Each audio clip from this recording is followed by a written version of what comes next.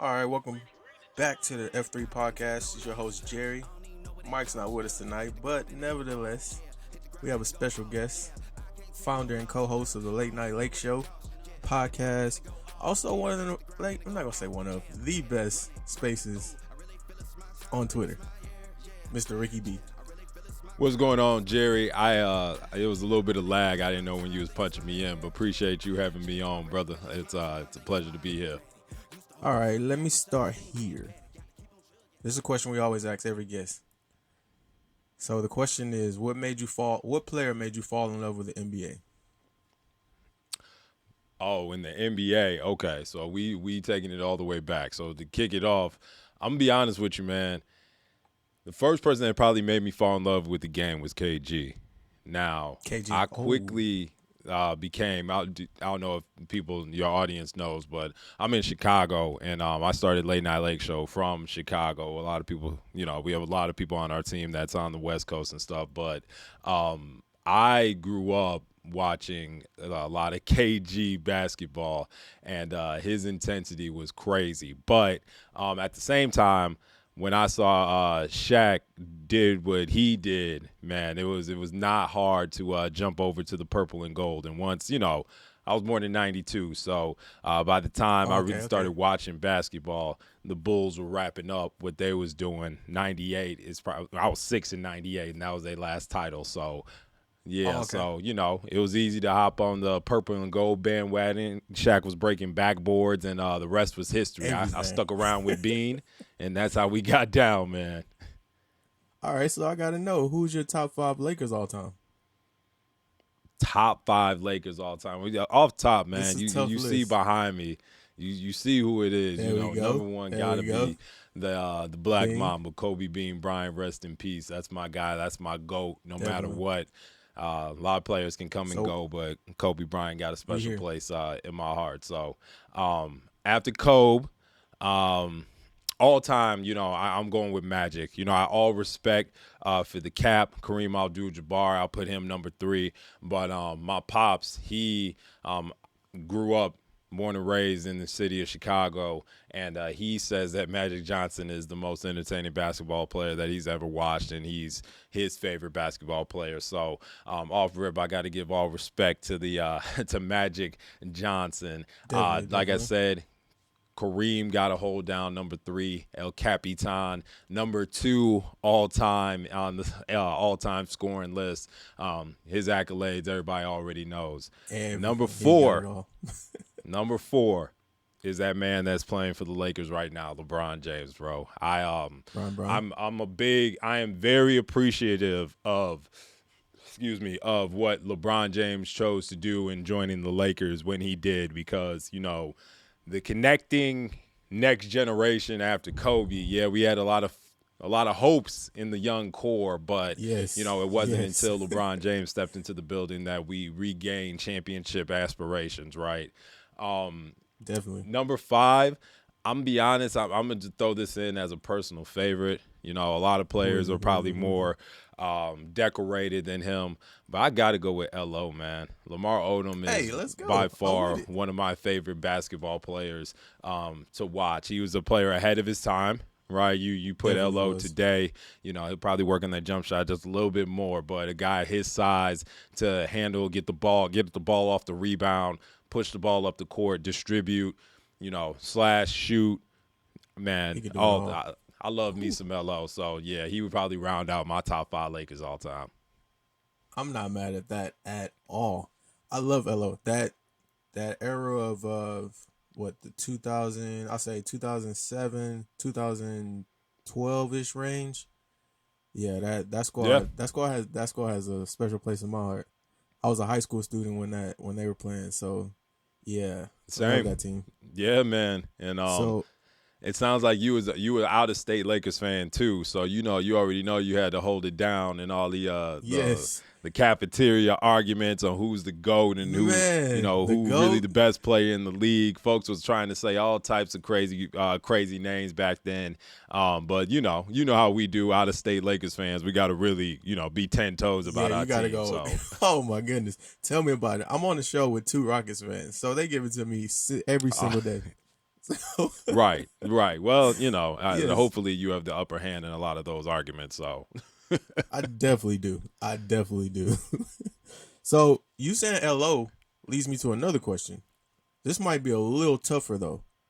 Top 5 Laker role players all time. oh Or your shoot, fave well you five. They ain't already even got to know be it. like the top guys ever. So LO's definitely one. Right, LO definitely on there. D Fish definitely on there. I'm gonna keep it a bean. I gotta give a shout out to my boy Proviso East finest, Shannon Brown. LetShannonDunk.com. My cousins hooped with him back in high school, so I got to give a shout out to him. Oh, that's nice. Definitely, I think I'm a little locked into the era, right, of Laker basketball, but you appreciate it. We're from the same generation of Lakers fans, but man, I Sasha Vujicic's got a special place in my heart, being able to 100%. Knock down the free throws. The machine, bro. I can't say more about Sasha. I see them still rolling through Staples Center. Hopefully he getting all the love when he out there. When he married a tennis star. Don't know if they still together, but that's the perks of being a Laker at the time. You feel me? So who we say that's 4, right?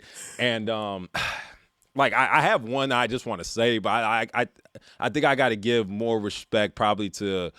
Let me just think through some of this generation's Laker role players. Anybody that would have it up there. I already said D Fish. I'm not. Yeah, they all the folks today.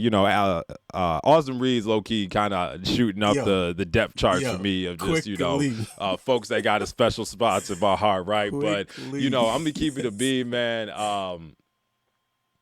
I'm be honest, man. Austin Reeves might be my 5th favorite Laker role player of all time. I'm not mad Boy at is it way more saucier than I expected. You feel me, right? Like this season specifically, I said it on my show. Season, it feels definitely. like Phil Handy locked him in a gym the entire summer, just rolled the tape of like either and one mixtape and mixed in his, fundamental moves in between. But like, bro, anybody could get it. And he is fearless of trying to mix somebody up in the ISO. And I'm just like, wait a second, brother. Like, can we get a birth certificate? Can we check the family lineage? Like, you're not hooping like a boy who was hooping out of Oklahoma as a coach's son growing up. So you're right. Life's a little bit different in 2023, I see, right? So, it's funny you say. Shout out to AR. He's my 5th favorite role player. Yeah.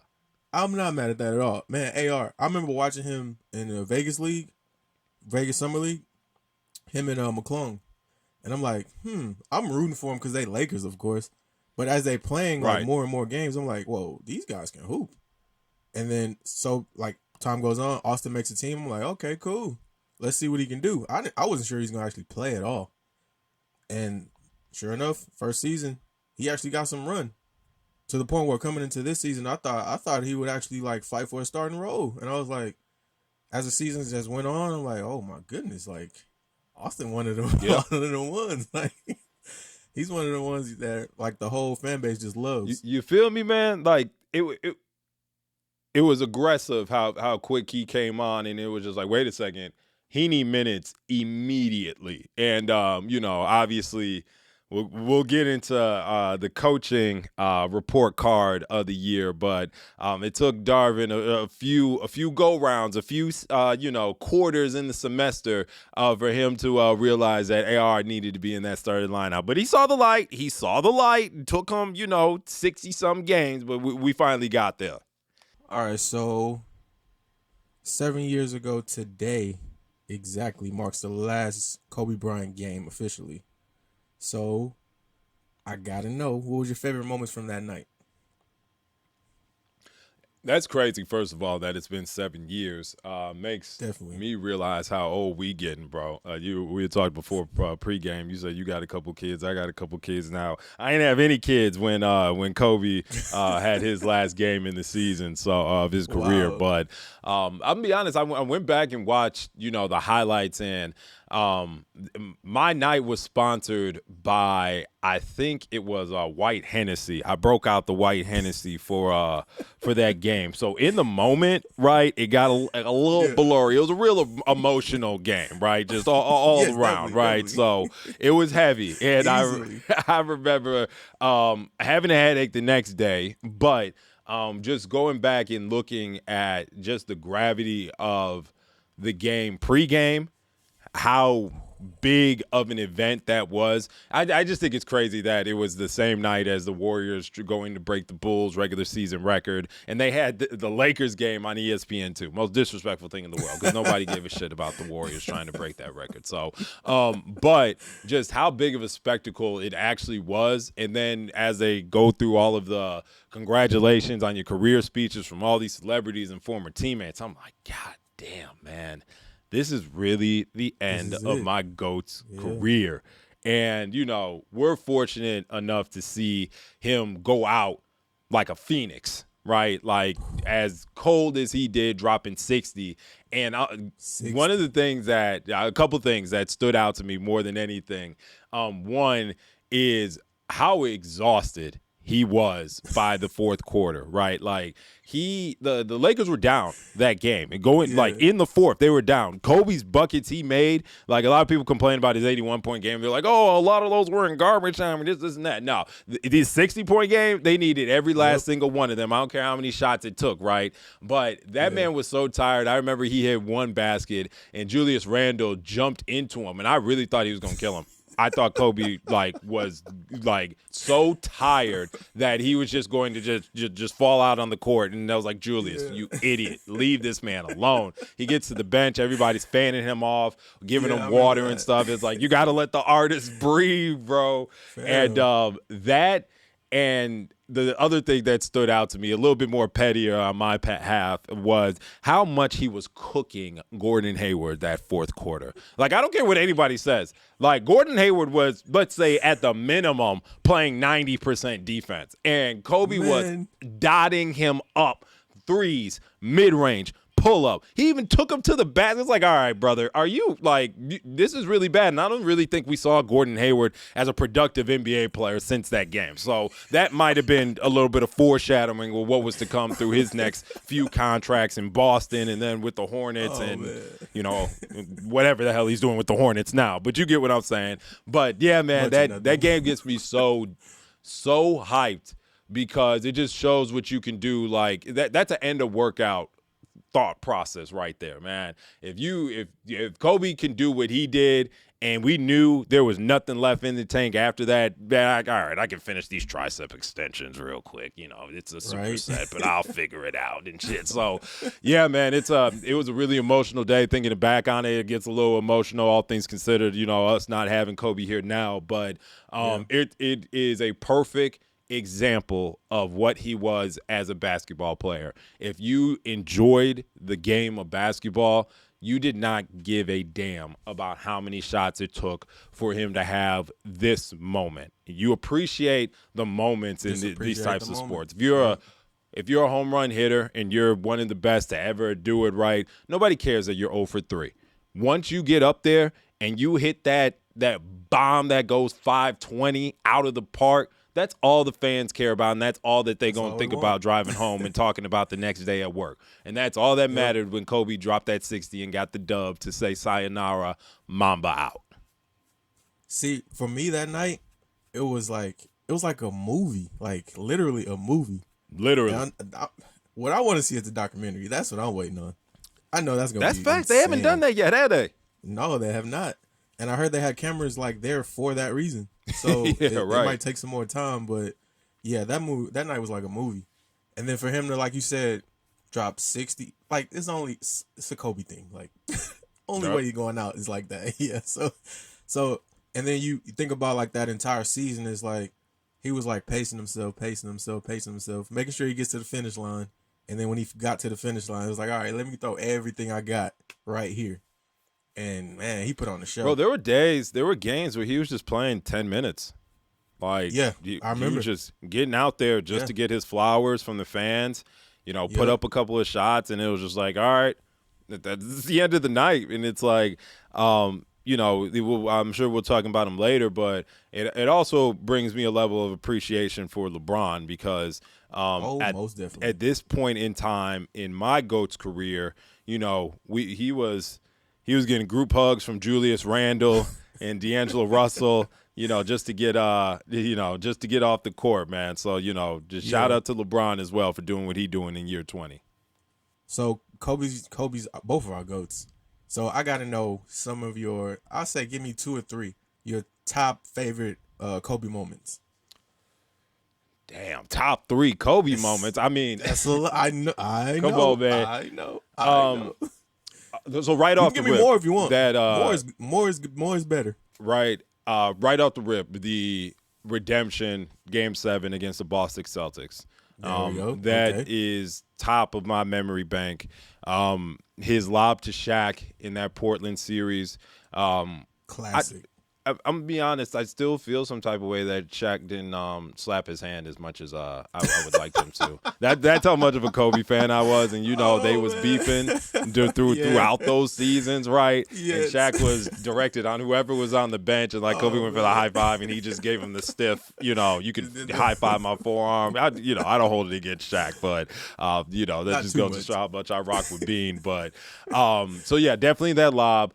I think there is a shot in the finals against the Mavericks where he double clutched against Dwight Howard. He went up, Dwight went for the block, he pulled it back. That was game 5. Still was able to put it up and in, man. That is you frame those moments in your head and you're like, this is what the Kobe Bryant I remember was all about. Shots that had a 0% chance of going in went in. And that's why you always believed, no matter what, he was going to get us back into that game.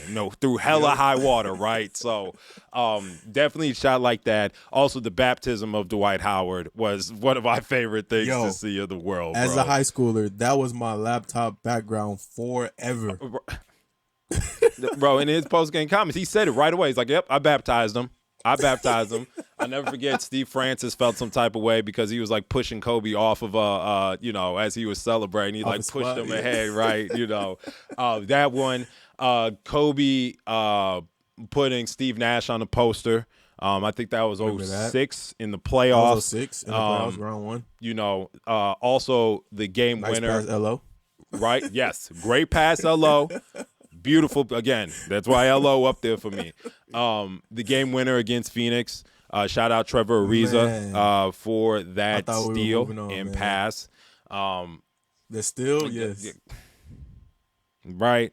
So that let play. me give you mine real quick. Yeah.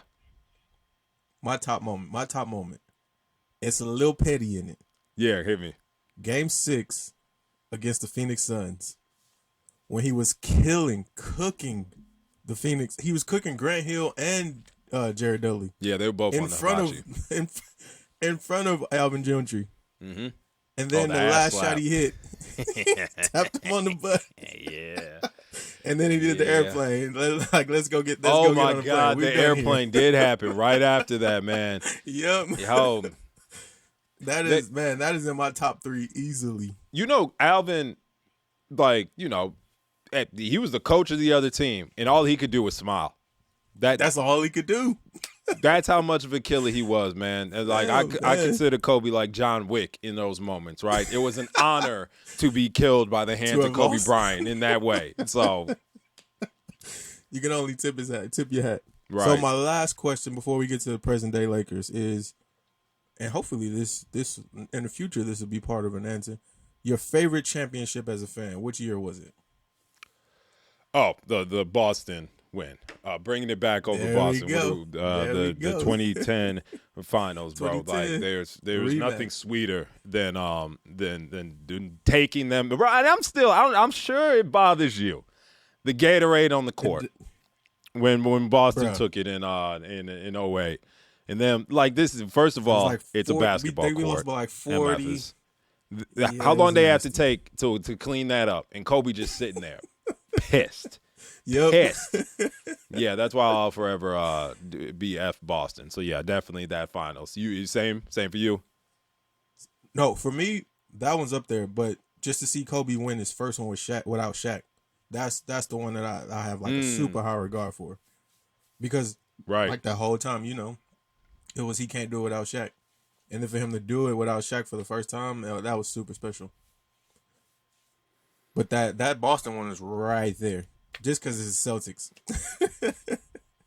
Yeah, no doubt. And then he said in that press conference, they said, Kobe, what's this mean for you? He's like, man, I got one more than Shaq. Easy, right? Like he tied Shaq in that Magic championship. That one with Gigi sitting right there, right? Both of them with the smirk on their face, like I got one more than Shaq, and that meant a lot to him clearly. So yes, definitely it did.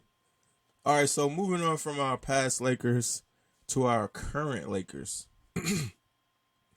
This season has been a roller coaster, to say it lightly. A roller coaster. So I would like to know, how would you assess Darvin Ham's first season as a head coach? How would I assess Darvin Ham's first season? Sorry, you didn't even finish the question, but I saw this on the pre-show docket, and I was just like, goodness gracious, let me collect my thoughts here. I ain't trying to go all the way in on my man, but I will say this. I do think that it was interesting that for a quote-unquote championship win-now mode team, that they went with the rookie head coach. I was excited as anyone to have Darvin Ham be the Lakers head coach. Sounded like he was one of their first options. Thought his leadership would come through.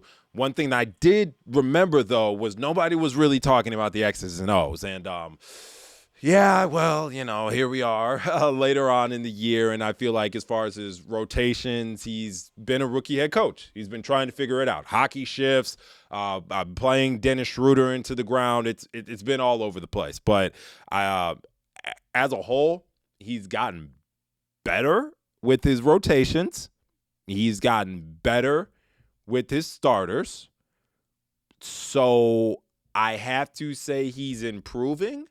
Right? How would they grade papers in elementary school, bro? Like satisfactory, needs improvement, whatever the middle one was. Like just they're doing better, right? Progressing. I think that's where we're at for Darvin Ham. Do I wish the Lakers may have hired a veteran head coach coming into this season? All things considered, knowing what this roster would be and seeing how Darvin Ham operated, a little bit, but.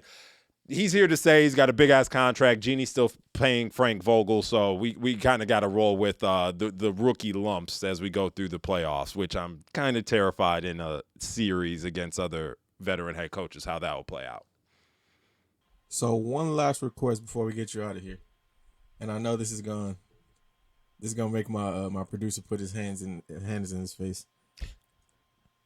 I want you to hit a Los Lakers for us before you get out of here. Yeah, Los Lakers. Let's get it. Let's go. Appreciate you, man. Of course. Definitely, Jerry, thank you for having me on, man. Again. Yeah, anytime you want. We just were talking a little bit about it. We want to do a relationship show. Y'all need me to come on and just talk about all the things about marriage life and all the great things about it, right? Let me know. But there you go. Yeah, hit the ground and it go off. Yeah, hit the ground and it go off.